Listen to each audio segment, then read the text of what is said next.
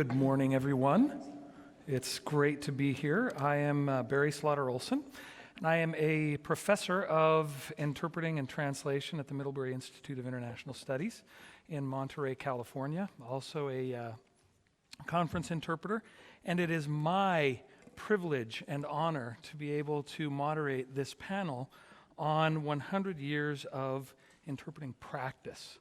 And I have four distinguished panelists that are joining me, beginning on my far right, a man who needs no introduction, Jesus Baigorri Jalón, who is a retired associate professor from the Translation and Interpreting Department at the University of Salamanca, and has a PhD in geography, history, and translation studies. He's also a retired UN staff interpreter and multi-time author on the history of our profession.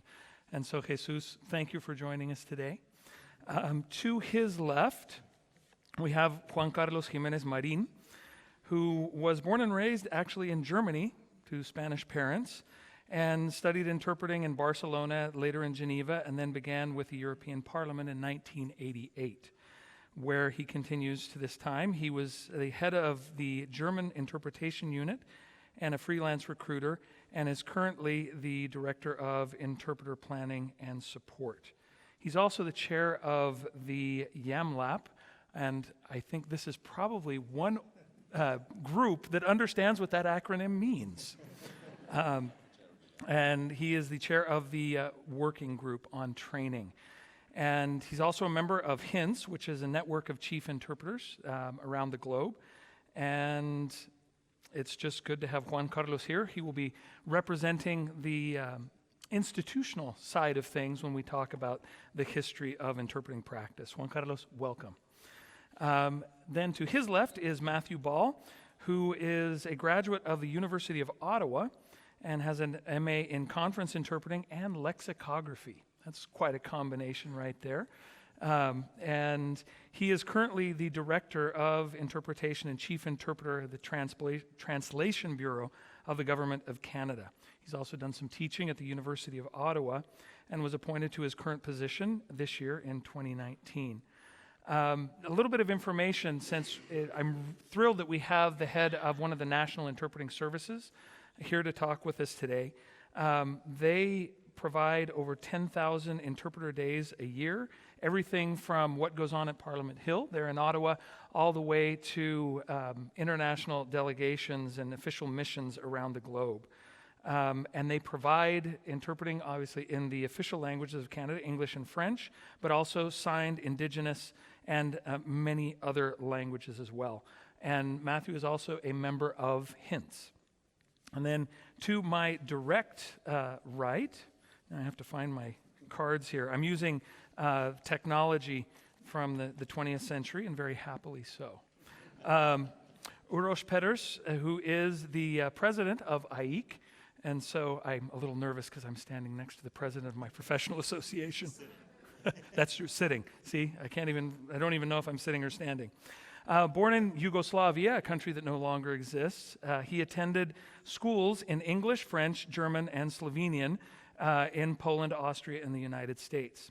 He's been a professional conference interpreter for 23 years and has been a freelancer that entire time.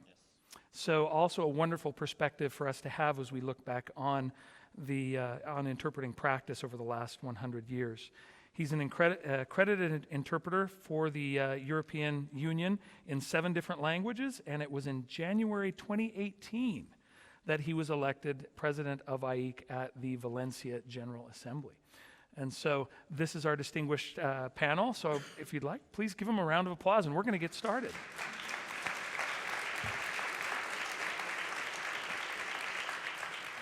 So in preparation for this panel, we took a look at that 100 years. Gratefully, they gave us a century to look at and to reflect back on. We know that interpreting goes back much farther than that.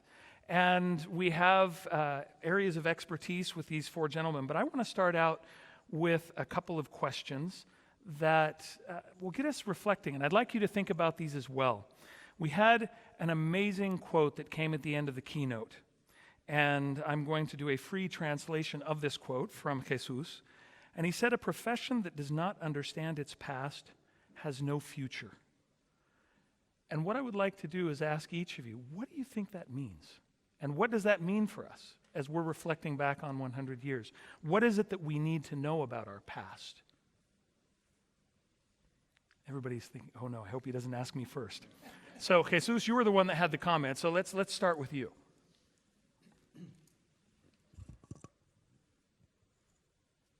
Hello? Is it on? Yes.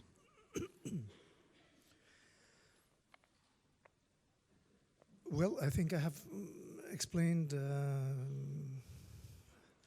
during about 3/4 of an hour why I think history is important. So, I mean, you have quoted me, and I'm glad that you did. A past for a future is what I was intending to show here. And yes, I think if we don't know where we come from, we can hardly know where we are going to. I mean, this is basically the idea.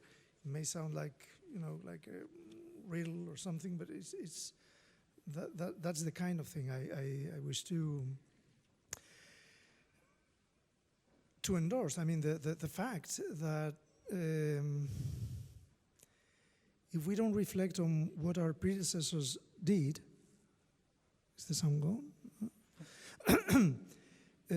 We can hardly place ourselves where we are now. And the story, for instance, of Aik is very telling about all the battles that have been fought in order to obtain better working conditions, the ergonomic booths and the sound quality and so on and so forth. Many of the technical innovations have brought about controversy in the profession or in the